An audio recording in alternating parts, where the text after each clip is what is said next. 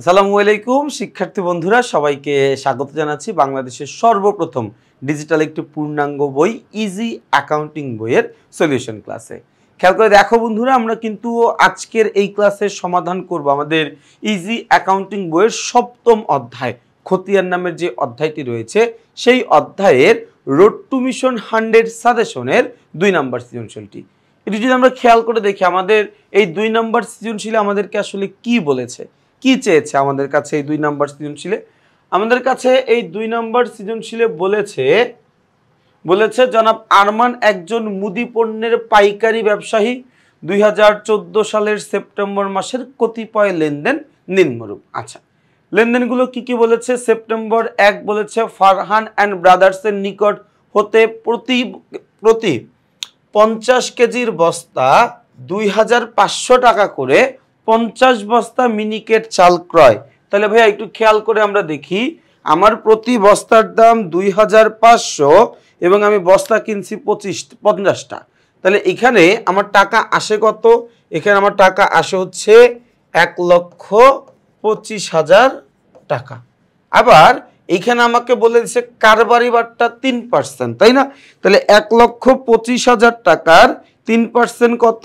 3% হচ্ছে 3750 টাকা। এই একটু খেয়াল করবে, 1,25,000 ইন্টু 3%। আচ্ছা এক মিনিট, 1,25,000 ইন্টু 3%, হ্যাঁ 3750 টাকা, তাই না? তাহলে 1,25,000 টাকা থেকে বাদ দিব 3,750 টাকা, 3,750, তাহলে থাকবে কত ভাইয়া? থাকবে হচ্ছে আমার এখানে 1,21,250 টাকা। আচ্ছা, এরপরে লেনদেনটা আমরা দেখব 5 তারিখে কি বলেছে। বলেছে ইফরান ট্রেডার্সের নিকট হতে প্রতি কেজি কত টাকা? প্রতি কেজি 105 টাকা করে 200 কেজি ডাল ক্রয়। প্রতি কেজির দাম কত ভাইয়া? 105 টাকা। কয় কেজি কিনছি? 200 কেজি কিনছি। তাহলে এখানে আসে কত? 200 ইন্টু 105, 200 ইন্টু 105 করলে এখানে আমার আসবে হচ্ছে 21,000 টাকা। বাদ দিতে হবে কি? কারবারি বাট্টা, তাই না? এই 21,000 টাকা ইন্টু কত পার্সেন্ট বাট্টা? 5% বাট্টা। বাট্টা কত টাকা আসে? 1,050 টাকা। 1,050 টাকা। 21,000 মাইনাস 1,050 করলে কত আসে ভাইয়া? আসে হচ্ছে 19,950 টাকা। আচ্ছা, এরপরে 12 তারিখে বলেছে ফারহান অ্যান্ড ব্রাদার্সকে 5 বস্তা চাল নষ্ট হওয়ার কারণে ফেরত প্রদান। আচ্ছা ভাইয়া, আমি 5 বস্তা চাল ফেরত দিয়ে দিছি, তাই না? চাল কিনছিলাম কয় তারিখে? এই যে দেখো 12 তারিখের লেনদেনটা সম্পর্কিত হচ্ছে 1 তারিখের লেনদেনের সাথে। 12 তারিখের লেনদেন এটা সম্পর্কিত কার সাথে? 1 তারিখের সাথে। আমি 5 বস্তা চাল ফেরত দিয়ে দিছি, ভালো কথা, আমি 5 বস্তা চাল ফেরত দিছি। ভাইয়া প্রতি বস্তা কিনছিলাম কয় টাকা করে? 2500 টাকা করে, তাই না? তাহলে 2500 ইন্টু কয় বস্তা ফেরত দিছি? 5 বস্তা ইন্টু 5, তাহলে কত আসে? এখানে আসে হচ্ছে আমার 12,000। আচ্ছা, ওই পাশে লিখলে দেখা যাবে না, এইখানে আমি লিখি, এইখানে লিখি, আসে কত? আসে হচ্ছে 12,500 টাকা। এখন একটা জিনিস খেয়াল করে দেখো, আমি যখন ক্রয় করছিলাম তখন আমি 3% বাট্টা পাইছিলাম। তাহলে ফেরত দেওয়ার সময় বাট্টা সহ ফেরত দিতে হবে। তাহলে এই 12,500 ইন্টু 3%, 375 টাকা। 375 টাকা। তাহলে ভাইয়া 12,500 মাইনাস 375 করলে কত আসে ভাইয়া? 12,125 টাকা। 12,125 টাকা। ওকে, এরপরে ভাইয়া 18 তারিখটা আবার সম্পর্কিত 5 তারিখের সাথে। কি বলা আছে? ইফরান ট্রেডার্সকে 20 কেজি ডাল নমুনা মাফিক না হওয়ায় ফেরত প্রদান। আচ্ছা ভাইয়া, কত টাকা করে কিনছিলাম? আমি কেনার সময় কিনছিলাম 105 টাকা করে, ফেরত দিচ্ছি কয় কেজি? 20 কেজি। 20 কেজি, তাহলে আসে কত? এখানে আসে হচ্ছে আমার 2100 টাকা। ভাইয়া কেনার সময় 5% বাট্টা সহ কিনছিলাম, ফেরত দেওয়ার সময়ও 5% বাট্টায় ফেরত দিতে হবে, তাই না? তাহলে 2100 ইন্টু 5% করলে আসে কত? আসে হচ্ছে 105 টাকা। তাহলে বাদ দেই ভাইয়া, এই বাদ দেই 2100 মাইনাস 105, তাহলে কত? 1995 টাকা। 1995 টাকা, তাই না? আচ্ছা, আমরা অঙ্কটা পড়তে পড়তে টাকার অঙ্ক কত হতে পারে সেটা আমরা ক্যালকুলেশন করে ফেলছি, সেটা পড়তে পড়তেই করে ফেলবো আমরা। রিকোয়ারমেন্টের দিকে তাকাই, আসলে আমাদের ক নাম্বার প্রশ্নে আমাদের কাছে কি জানতে চাইছে? ক নাম্বার প্রশ্নে আমার কাছে জানতে চাইছে উপযুক্ত লেনদেনের ভিত্তিতে ক্রয় জাবেদা প্রস্তুত করো। কি জাবেদা ভাইয়া? ক্রয় জাবেদা, তাই না? আচ্ছা, ক্রয় জাবেদায় লিপিবদ্ধ করতে হয় বাকিতে ক্রয় সম্পর্কিত লেনদেনগুলা। ভাইয়া ক্রয় জাবেদায় লিপিবদ্ধ করতে হয় কোনগুলা? আমি পণ্যটা বাকিতে ক্রয় করছি, এই যে বাকিতে ক্রয় সম্পর্কিত লেনদেন, এই লেনদেনগুলো আমরা লিপিবদ্ধ করি কোথায়? এই লেনদেনগুলো আমরা লিপিবদ্ধ করি হচ্ছে ক্রয় জাবেদায়। তাহলে বাকিতে পণ্য ক্রয় করছি, এই যে দেখো এইখানে একটা ক্রয় দেওয়া আছে, 50 বস্তা মিনিকেট চাল ক্রয়। আচ্ছা, কিভাবে বুঝলাম এটা বাকিতে হইছে? এই যে দেখো একজন ব্যক্তির নাম উল্লেখ করা আছে। আমরা সবাই জানি যদি পণ্যদ্রব্য ক্রয় বিক্রয়ের সময় কোনো ব্যক্তি অথবা কোনো প্রতিষ্ঠানের নাম উল্লেখ করা থাকে তাহলে আমরা ধরেই নেই লেনদেনটা বাকিতে হইছে। তাহলে দেখো ভাইয়া, যেহেতু এখানে Farhan traders, Farhan and brothers নামটা স্পেসিফিক উল্লেখ করা আছে, তার মানে আমরা ধরেই নিচ্ছি লেনদেনটা বাকিতে ক্রয় করছি। এবং এই যে বাকিতে ক্রয়, এই লেনদেনটা লিপিবদ্ধ হয় কোথায়? লেনদেনটা লিপিবদ্ধ হয় ক্রয় জাবেদায়। তাহলে ভাইয়া এই 1 তারিখের লেনদেনটা আমাদের ক নাম্বার প্রশ্নে আসবে, অর্থাৎ ক্রয় জাবেদায় আমরা এটা লিপিবদ্ধ করব, তাই না? আচ্ছা, এরপরে আমরা আসি হচ্ছে প্রশ্ন নাম্বার লেনদেন নাম্বার 2 বা 5 তারিখের লেনদেন। কি বলা আছে? ইফরান ব্রাদার্সে, ইফরান ট্রেডার্সের নিকট হতে 105 টাকা করে 200 কেজি ডাল ক্রয়। এই যে দেখো ক্রয় বলছে, তাই না? 200 কেজি ডাল ক্রয় করছে। আচ্ছা, এই যে দেখো নাম উল্লেখ করা আছে, তার মানে এটাও বাকিতে হইছে। ভাইয়া যদি নাম উল্লেখ করে নগদে বা বাকিতে বলা থাকে তাহলে আমরা ওইভাবে করব। নাম উল্লেখ করে যদি নগদে বা বাকিতে বলে তাহলে আমরা ওইভাবেই করব। বাট দেখো এখানে তো নাম উল্লেখ করে নগদে বা বাকিতে বলে নাই, ডিরেক্ট বলছে আমি তার কাছ থেকে কিনছি। এই যে ক্রয় বিক্রয়ের সময় যখন ব্যক্তির নাম নির্দেশ করা থাকে তখন আমরা ধরেই নেই লেনদেনটা বাকিতে হয়েছে। তাহলে ভাইয়া এই লেনদেনটাও কি আমার ক নাম্বার প্রশ্নে আসবে, অর্থাৎ ক্রয় জাবেদায় লিপিবদ্ধ হবে। টাকা কত কত হবে ভাইয়া? এই টাকা হবে হচ্ছে 1 নম্বর লেনদেনের টাকা হবে হচ্ছে কত? 1,21,250। আর 2 নম্বর লেনদেনের টাকা কত হবে? 19,950 টাকা, তাই না? ক্রয় জাবেদার ছক করব, ছক করে অঙ্ক করে ফেলবো, ঝামেলা শেষ। আমি দেখাই দিব, টেনশন করার কিছু নাই। এরপরে দেখো কি বলছে খ নম্বরে। খ নম্বরে আমাদেরকে বলছে উপযুক্ত লেনদেনের ভিত্তিতে সাধারণ খতিয়ান প্রস্তুত করো। উপযুক্ত লেনদেন সমূহের ভিত্তিতে সহকারী খতিয়ান প্রস্তুত করো। আর এই যে সাধারণ খতিয়ান আর সহকারী খতিয়ান, এগুলোর মধ্যে পার্থক্যটা কি আসলে, তাই না? দেখো সাধারণ খতিয়ান মানে হচ্ছে যখন আমি ইন জেনারেল নর্মালি আমি যে খতিয়ানটা শিখে আসছি ওইভাবে খতিয়ানটা করব, ওইটা হচ্ছে আমার জন্য সাধারণ খতিয়ান।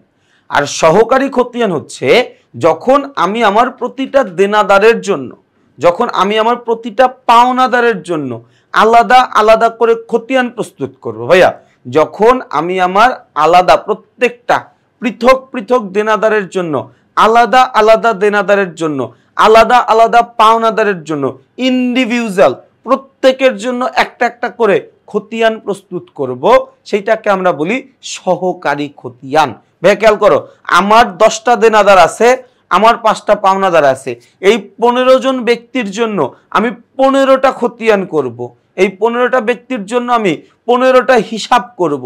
এটাকে আমরা বলতেছি কি? এটাকে আমরা বলতেছি সহকারী খতিয়ান। তার মানে এই যে দেখো আমার এখানে একজন ফারহান নামের একজন ব্যক্তি আছে, আমার এখানে ইফরান নামের একজন ব্যক্তি আছে। এই যে ফারহান নামের একটা খতিয়ান করব, ইফরান নামের একটা খতিয়ান করব, এটা হচ্ছে আমার জন্য সহকারী খতিয়ান। আর সবার জন্য খতিয়ান করব, সব দেনাদারের জন্য একটা, সব পাওনাদার মিলে একটা খতিয়ান, এটাকে আমরা বলি সাধারণ খতিয়ান। কথা কি বুঝাইতে পারছি? যেই খতিয়ানে আমি করি না কেন জাবেদা করার একটা ব্যাপার, জাবেদাটা আমাদের করতে হবে, তাই না? আচ্ছা, তাহলে আমাদের টাকার অঙ্কটা যদি মনে থাকে তাহলে আমরা জাবেদায় যাইতে পারি। আচ্ছা, টাকার অঙ্কটা আমি একটু তোমাদেরকে সিকোয়েন্সলি লিখে দেই, কারণ উপরে আমরা জাবেদা করব এখন। হ্যাঁ, আচ্ছা, তাহলে দেখো 1 তারিখের লেনদেনে টাকার অঙ্ক কত হবে? হবে হচ্ছে 1,21,250 টাকা। কিভাবে আসছে এটা আমরা প্রথমেই আলোচনা করে নিছি, তাই না? তাহলে এই জায়গাটুকু আমাদের ফাঁকা হয়ে গেল। এরপরে লেনদেনে যাবে, এরপরে যাবে অ্যামাউন্টের হবে কত? 19,950 টাকা। নাও, এই জায়গাটুকু ফাঁকা হয়ে গেল। এরপরটা হবে কত? এরপরটা হবে হচ্ছে 12,150, 12,150 টাকা, 12,125 টাকা, সরি 12,125 টাকা। এরপরটা হচ্ছে 1995 টাকা, তাই না? ওকে ওকে ফাইন। নাও, আমরা এইটুকু করে ফেললাম। এখন সবার প্রথম কাজ হচ্ছে আমাদের জাবেদা করা। সবার প্রথম কাজ কি? আমাদের জাবেদা করা। আসো আমরা সবার প্রথমে কি করে ফেলি ভাইয়া? জাবেদাটা করে ফেলি। দেখো, জাবেদা কিন্তু করতে বলে নাই, বাট জাবেদাটা আমরা করতেছি যাতে করে আমাদের খতিয়ানটা করতে সুবিধা হয়। আমরা এরকম অনেকে আছে, আমরা জাবেদা ছাড়া খতিয়ান করতে পারি, তাদের জন্য বেস্ট অফ লাক। আর যারা যারা কিছুটা দুর্বল আছি তারা একটু খেয়াল করে আমরা কিভাবে খতিয়ানটা করতে পারি। সবার প্রথমে আমরা 1 তারিখের লেনদেনে চলে আসি। 1 তারিখ, লেনদেন নাম্বার 1, কি বলা আছে? বলা আছে ফারহান ব্রাদার্সের নিকট হতে পণ্য ক্রয় করছি। ক্রয় হিসাবের জাবেদাকে আমি যদি পণ্য ক্রয় করি, চোখ বন্ধ করে আমার ক্রয় হিসাব, চোখ বন্ধ করে আমার ক্রয় হিসাবকে ডেবিট করে দিতে হবে।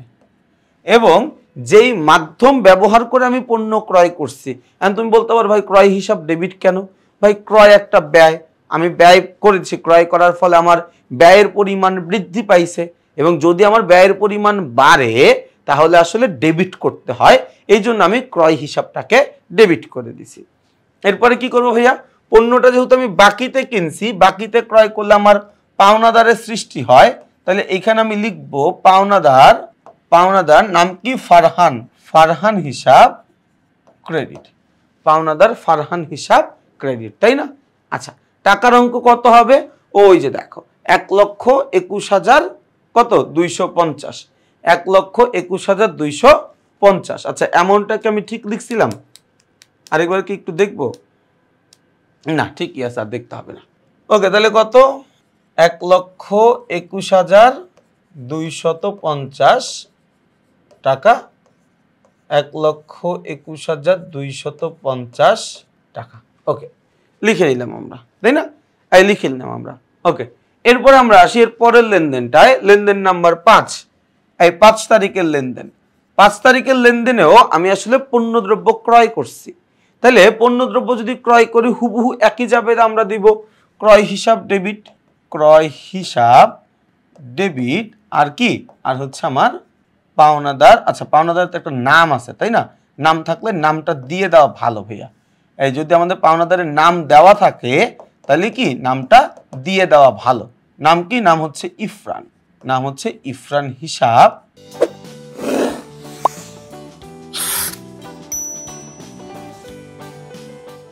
ক্রেডিট। ভাই কত টাকা?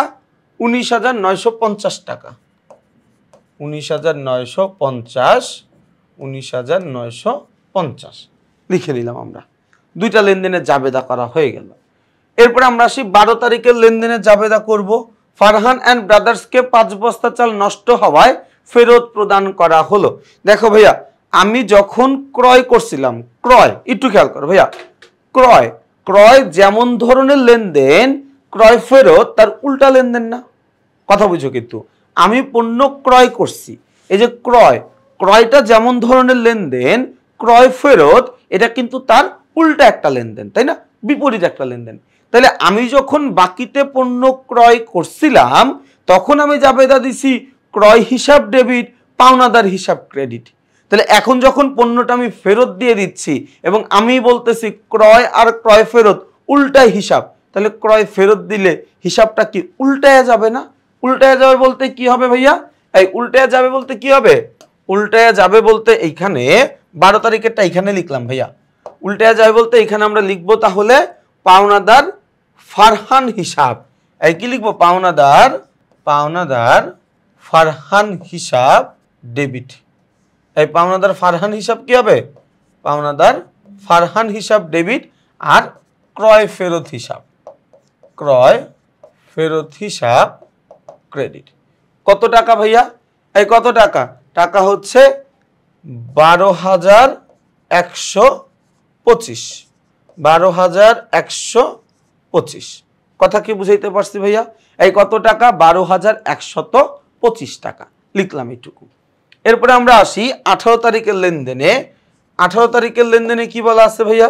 বলা আছে ইফরান ট্রেডার্সকে ফেরত দিয়ে দিছি। তাহলে ইফরান ট্রেডার্সের লেনদেনটাই তো উল্টায় যাবে, তাই না? তার মানে কি হবে এখানে? পাওনাদার ইফরান হিসাব ডেবিট আর ক্রয় ফেরত হিসাব ক্রেডিট। কত টাকা ভাইয়া? 1995। 1995। কথাটা কি বুঝাইতে পারলাম ভাইয়া? জাবেদাটুকু আমরা করতে পারলাম। এখন আমি তোমাকে একটু দেখাই যে সহকারী খতিয়ানে কোনটা কোনটা আসবে। সহকারী খতিয়ান আমার এই প্রশ্নে সহকারী খতিয়ান আমি প্রস্তুত করতে পারবো দুইটা। আমার এই প্রশ্নে আমি সহকারী খতিয়ান প্রস্তুত করতে পারবো দুইটা। একটার নাম হচ্ছে ফারহান অ্যান্ড ট্রেডার্স হিসাব। এই একটার নাম কি হবে? একটার নাম হবে হচ্ছে ফারহান অ্যান্ড ব্রাদার্স হিসাব, আরেকটা হচ্ছে আমাদের ইফরান ট্রেডার্স হিসাব। এই দুইটা আমি সহকারী খতিয়ান এই জায়গা থেকে প্রস্তুত করতে পারবো। এই দুইটা পারবো ভাইয়া, এই দুইটা প্রস্তুত করতে পারবো। তাহলে এই দুইটা কই কই আছে?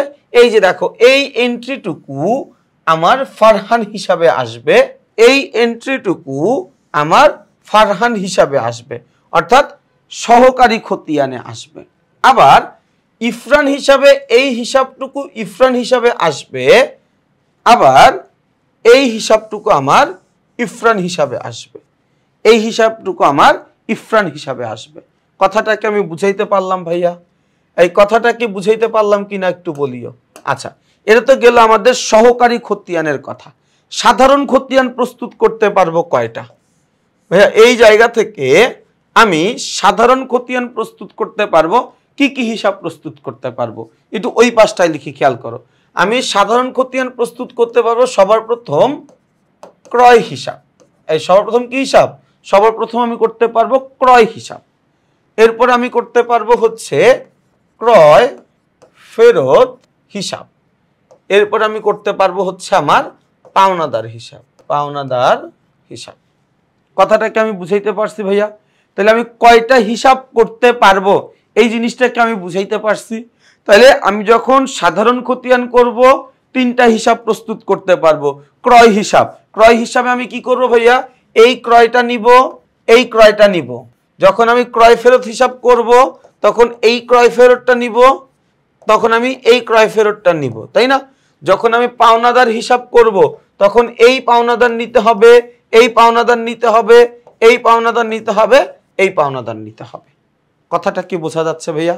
এটা ছিল হচ্ছে আমাদের পুরো প্রশ্নের একটা সামারাইজ বলতে পারো। আমরা এতক্ষণ বসে বসে পুরো প্রশ্নটা বুঝলাম যে আমাদের কাছে আসলে কি জানতে চাইলো, এবং আমাদের কাছে যা জানতে চাইলো ওইটা আমি কিভাবে উত্তর করব, হোয়াটস মাই প্ল্যান, এই জিনিসটা সলভ করার পিছনে আমার পরিকল্পনাটা কি, তাই না? এবং যারা মোটামুটি একটু ভালো স্টুডেন্ট আছো, যারা মোটামুটি একটু হিসাব বিজ্ঞান বোঝো, এই আলোচনা থেকে কিন্তু তোমার প্রশ্নের বেসিক কনসেপ্টটা ক্লিয়ার। এখন তুমি চাইলে নিজে নিজে এক এক অঙ্ক করতে পারবা। যারা কিছুটা তুলনামূলক দুর্বল স্টুডেন্ট আছো, দুর্বল বলতে আমি আসলে দুর্বল বলতে চাই না, যারা আসলে এতদিন হিসাব বিজ্ঞানটা পড়তে পারো নাই, নতুন করে তোমরা পড়া শুরু করেছো। কারণ আমার বিশ্বাস যে কেউ পড়লে পারো।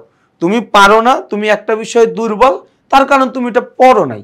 আমার বিশ্বাস তুমি যদি পড়তা, চেষ্টা করতা, তুমি আমার চাইতে ভালো করতে পারতা, আমার চাইতে তুমি অনেক ভালো স্টুডেন্ট হইতা বা ভালো হিসাব বিজ্ঞান বুঝতা।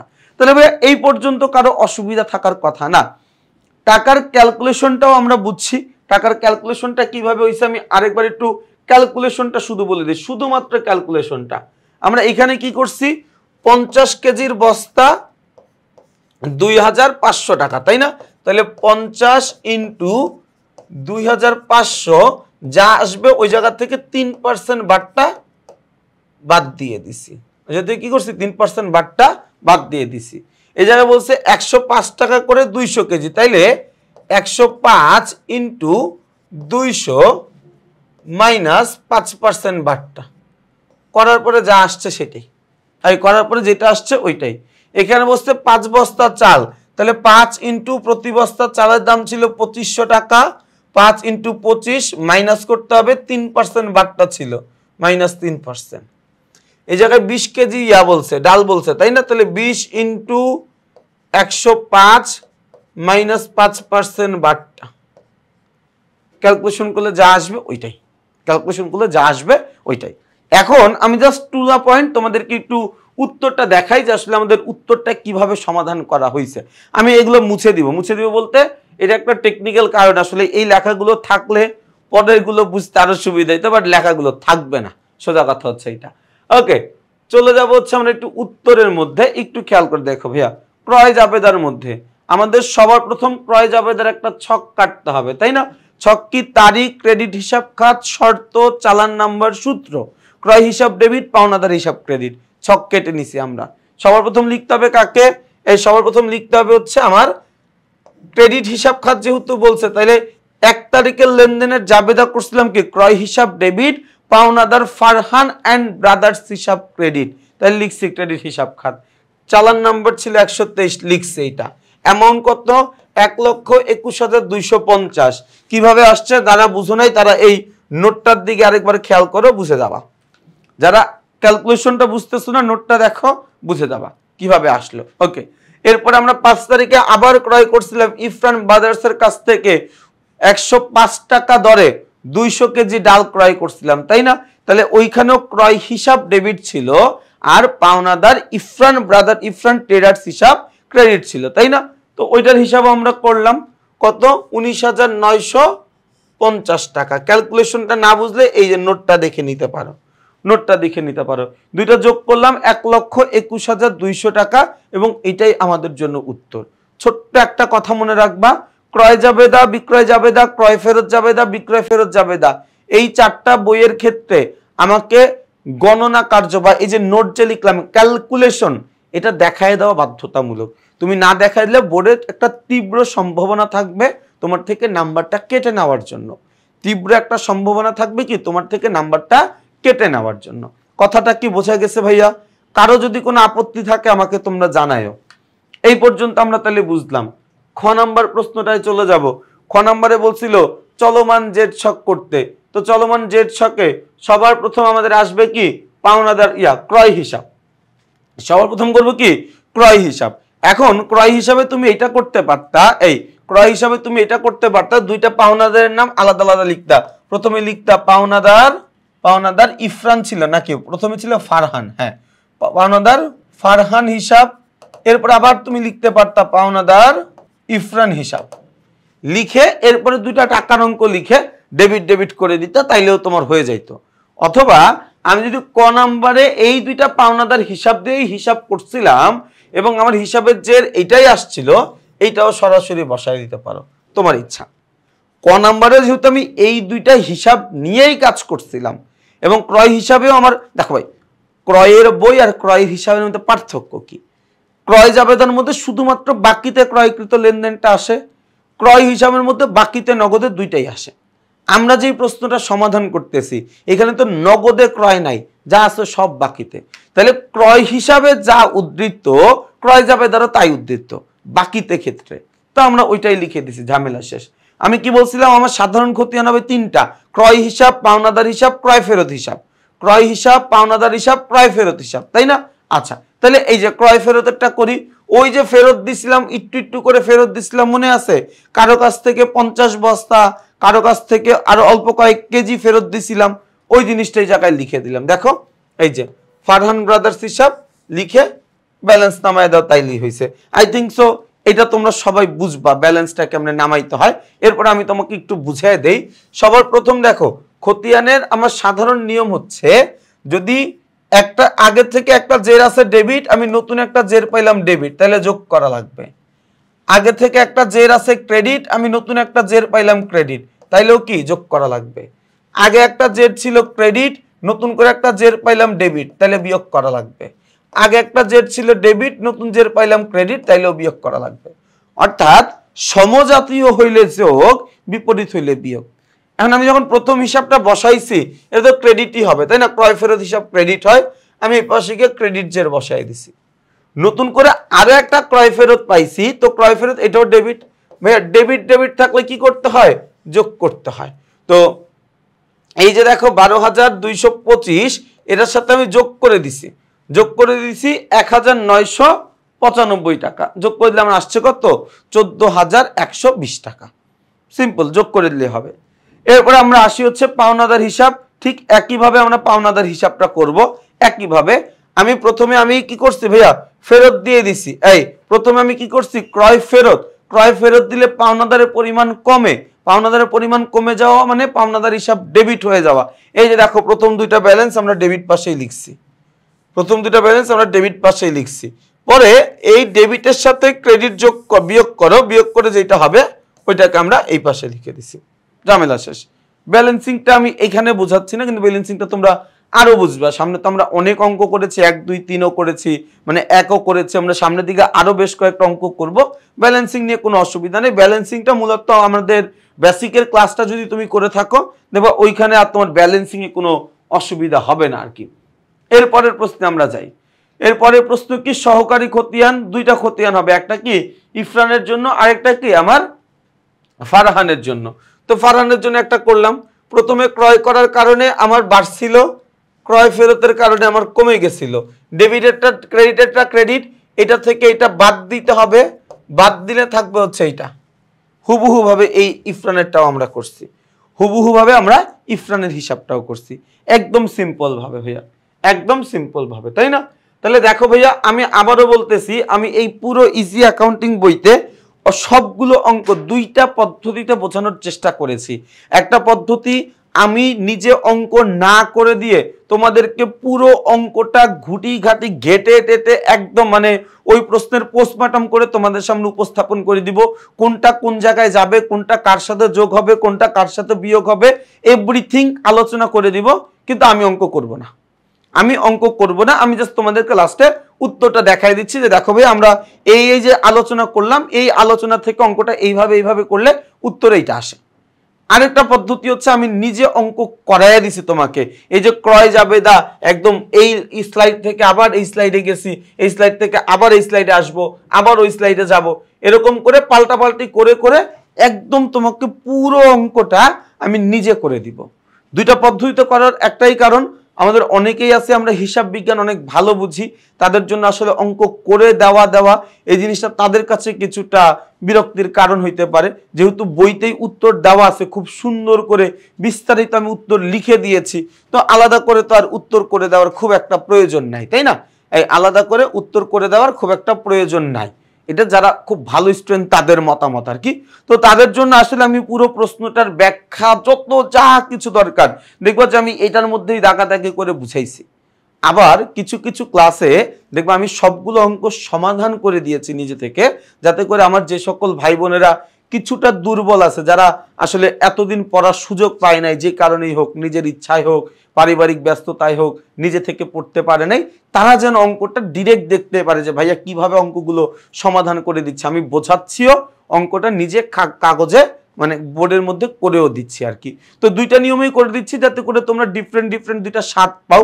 এবং পার্সোনালি আমার পছন্দ হচ্ছে প্রথম নিয়মে অঙ্কটা করা, যে আমি এই একটা বোর্ডেই পুরো প্রশ্নটা এমনভাবে ব্যাখ্যা বিশ্লেষণ করব যাতে করে তুমি নিজে নিজে উত্তরটা করতে পারো। কারণ আমি তোমাকে অঙ্ক শিখাইতে আসছি, আমি তোমাকে অঙ্ক করে দিতে আসি নাই। তাহলে ভাইয়া আমরা আজকের ক্লাসটা এখানেই শেষ করব। আমি তোমাদের সবাইকে অনেক অনেক শুভকামনা জানাচ্ছি, কারণ তোমরা ইতিমধ্যেই আমাদের ইজি অ্যাকাউন্টিং বইটা সংগ্রহ করে ফেলেছো। যারা যারা এখনো বইটা সংগ্রহ করো নাই তারা যত দ্রুত সম্ভব বইটা সংগ্রহ করে ফেলো। সবাই ভালো থাকবা, সুস্থ থাকবা, আমার জন্য বেশি বেশি করে দোয়া করবা। আসসালামু আলাইকুম।